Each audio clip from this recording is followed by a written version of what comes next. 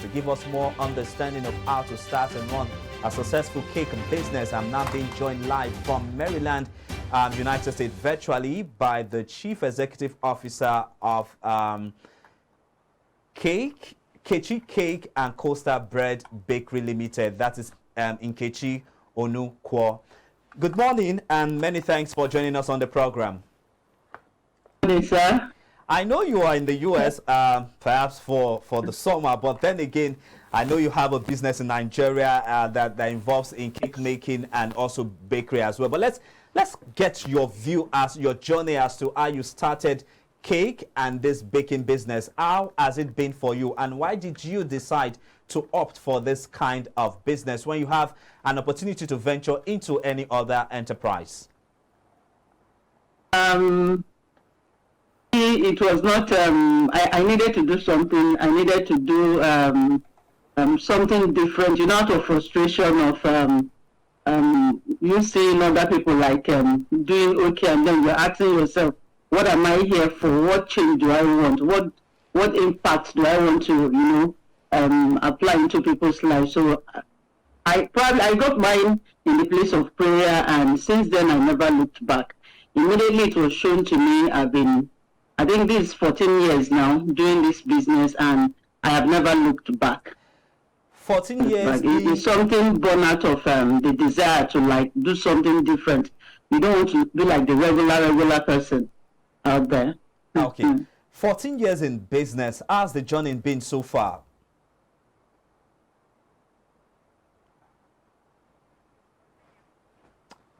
Nkechi, can you hear me? Hear you clearly. Okay, so can you hear me? Yes, I can hear you now. I asked, 14 years in business, how has the journey been so far? It has its ups and downs, and then things would have been better for us in Nigeria, but our society, they teach you to have this second plan B, like a plan B at the back of your mind. Every and any time you are doing stuff, every and any time you have that second plan B, that anything can go wrong, this might happen. It's been good, and then it's been I won't call it back. I won't call it bad, sorry. Okay. Probably I'll call it challenging, but we all learn from all this. Okay, so give us more insight into the cake industry. There is no doubt that the cake industry is very competitive. And can you tell us how you are able to differentiate yourself from other brands, and which makes up your competitors? Over time, it's going to be business as usual, and when you start something, you just start it for the fun of it. But after some time, you have to sit yourself down and tell yourself the truth you want to know about moving forward. And at a time, I decided I need to go for a business, to attend a business school and strengthen my business, which I did, and things never remained the same for me. But this business is so competitive that if you don't know what you're doing, if you don't carve a niche for yourself, you just be like every regular cake maker out there. So in the line of doing this, over time, I asked myself what I want, how I want it, and along the line, I got it the way I want, and it's been moving well for me. But if you don't space out your decisions and how you want things done, you will just move with the crowd, which is not really what you want. So let's talk about pricing now. I know that the price of baking materials has skyrocketed, going by the current macroeconomic challenges we are being faced with in the country. Even some bakers have shut down operations, and some people are saying that they are going to go on strike and protest to ensure that government give more attention to them. And some people are saying that they are going to increase the price of their products and their commodities. And I pass through your office on a daily basis because I know you're close home to me. But then I realized that you're still in business. How are you able to withstand all of these challenges? And what is the pricing of your product at the moment, going by the high cost of baking materials we have now in the country? We no doubt what I do is that most times I buy in bulk.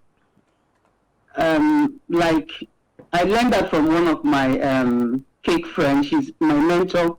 She will, at the beginning of the year, she will save up money and like buy stuffs in very large quantity and store up in her office. And over time, I started doing that, not to a level, but at least I can buy things in like whole bulk, knowing that it's still going to increase later on. So when the price increase, that is more gain for me. If I don't do it that way, it's going to affect, like these days, I have some friends who shut down, like you said, they are no more in business.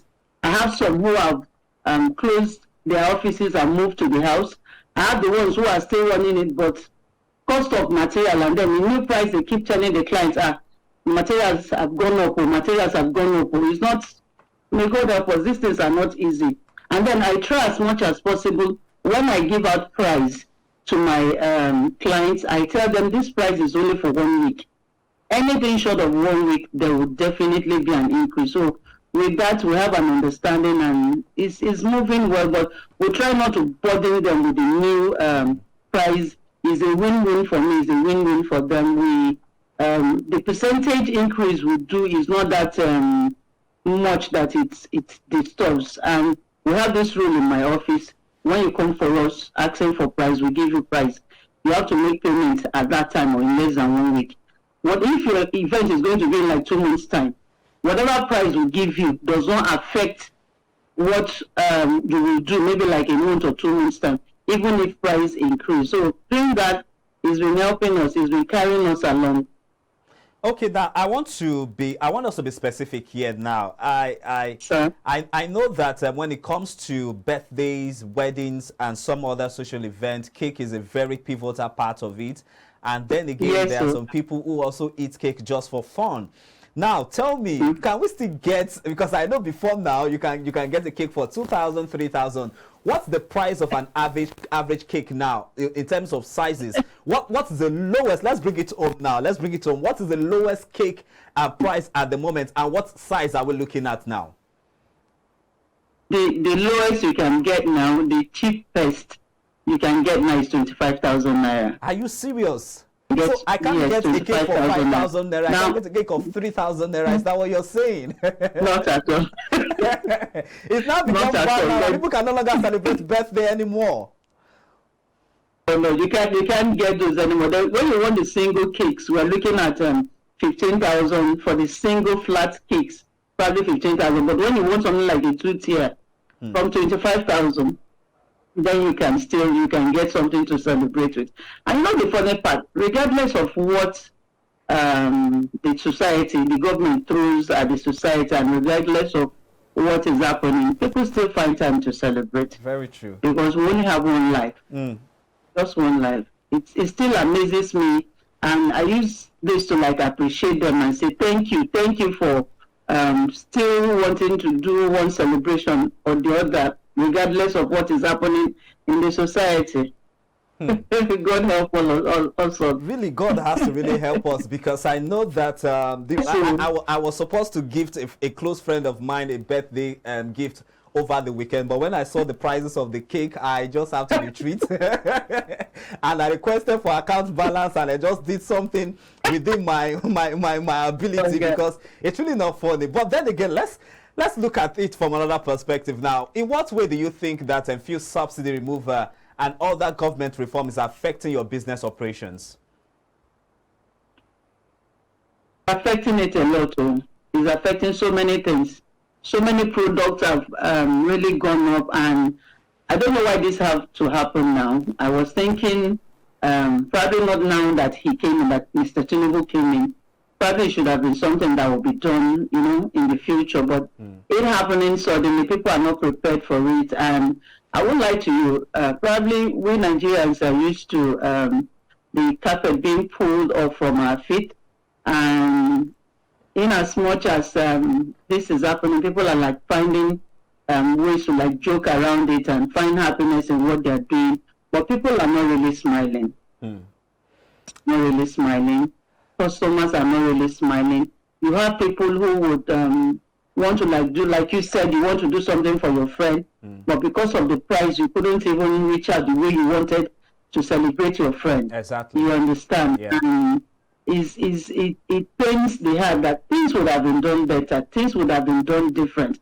And I'm in another man's land. The very first thing that brought me here was cake making. Somebody called me and said, okay, over the summer, come and bake a cake for us. And I packed my bag.